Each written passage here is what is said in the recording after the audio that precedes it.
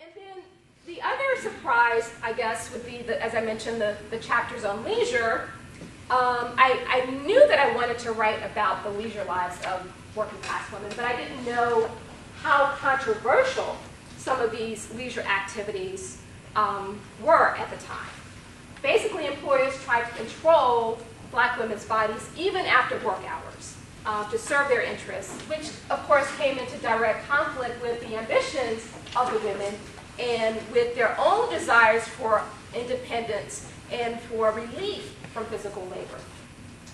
So I want to read a couple of passages from my book, and I'm basically trying to pander to my audience here, because I think that you're going to find this part of the book to be the most interesting, because it kind of fits in with, I think, some current day controversies around popular culture, hip-hop in particular.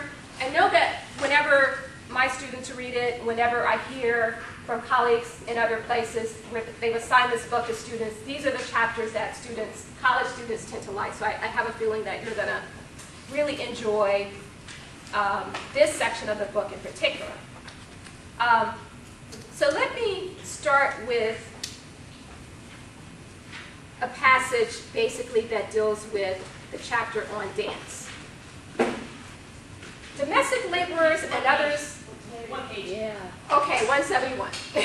I'm going to skip around a little bit. 171, 172, 175. I'm just going to read some passages from there. So domestic laborers and others escape from their workaday worries through dance and juke joints and settings, also referred to as dives. These were among the most recreative sites of the black working class amusements at the turn of the century, where old and new cultural forms exhibiting both African and European influences were syncretized. That means they were kind of mixed up. The music and the movements invented there became cultural wares that traveled back and forth via migrants and itinerant entertainers, moving from country to town to city and from south to north, forming common ties with people of African descent all over the nation. The dive is their evening mecca, when they have a few dimes to spend in which to dance and frolic and give themselves up to hours of uncontrolled pleasure and sport, one source reported. These were places usually located in the basements of storefronts on Decatur, Peters, and Harris Street. So these are kind of downtown Atlanta locations. Some dance halls continue to share quarters with saloons, which we would call bars today, though they were mostly makeshift rooms devoted primarily to music and dance. As Thomas Dorsey, and Thomas Dorsey was considered the founder of gospel music, but back in his early career, he was actually playing the blues. As Thomas Dorsey said about the dance joints he frequented as a pianist, quote, "Blues would sound better late at night when the lights were low, so low you couldn't recognize a person 10 feet away, when the smoke was so thick you could put a handful of it into your pocket." He described the characteristic odors that lingered in the air as, quote, "tired sweat, bootleg booze, Piedmont cigarettes, and Hoyet's cologne." Dorsey would play, improvising as he went along for hours on end, as the dancers moved gracefully to his music. He prided himself on his ability to play soft but perceptible sounds in order to keep the police away. But the heat in Atlanta, especially during the summer, would often require windows to be opened, which meant that sounds could be heard on the streets.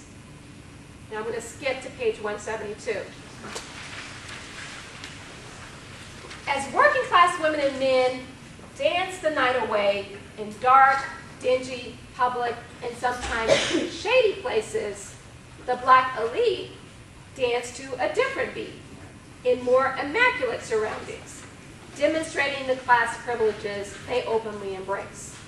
Their gala, private, and formal affairs purposely rejected the African influences conspicuous in the snake hips and buzzard lope in favor of more European-inspired polkas, waltzes, quadrilles, and pinafore lancers. And I'm going to skip over to page 175. Black vernacular dance also generated controversy because of its distinctive physical characteristics, which challenged Euro-American conceptions of proper bodily etiquette. African American dance emphasized the movement of body parts, often asymmetrically and independently, to mitigate its amorous implications. Black dance generally exploded outward from the hips. It was performed from a crouching position with knees flexed and the body bent at the waist, which allowed a fluidity of movement in a propulsive, rhythmic fashion.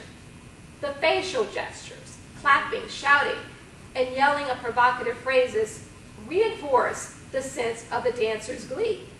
A woman might shout, for example, "Come on, Papa, grab me," as she danced.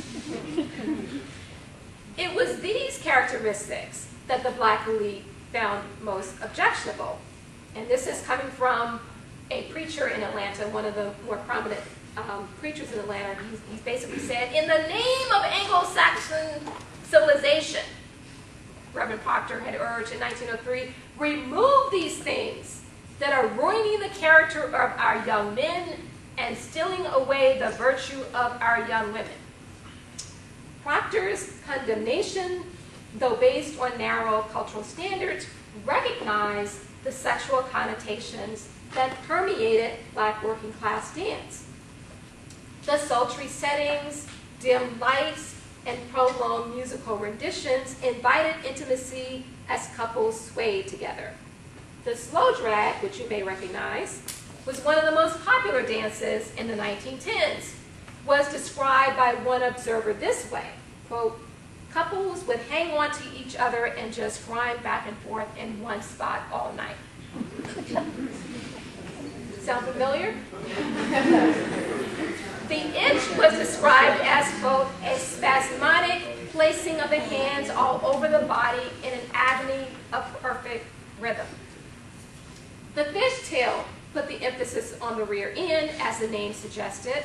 The buttocks weave out, back, and up in a variety of figure eights. The names of other dances had erotic overtones as well. The grind, the moochie, the shimmy, fanny bump, balling the jack, and the funky butt. Skirt lifting, body caressing, and thrusting pelvic movements all conveyed amorous messages that offended moral reformers. So, to sum it all up, everyday working class women contributed to and helped to sustain their families and communities through their employment as domestic workers, despite the limits that this imposed on them. Black women had to work in order to survive, in order to take care of their families. But they consistently fought for fair wages and also for basic human dignity and respect. Beyond the workplace, they contributed to creating a distinctive culture in their communities through a variety of other activities. They created formal and informal networks of support. They participated in building institutions like churches and mutual aid societies.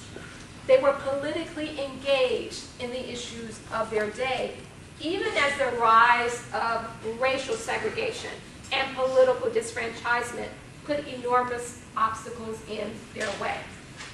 So on the whole, my book represents a multitude of untold stories about a group that has been underestimated and underrepresented in textbook histories. To put it simply, by telling their stories, we become closer to a richer and more complete understanding of our shared history.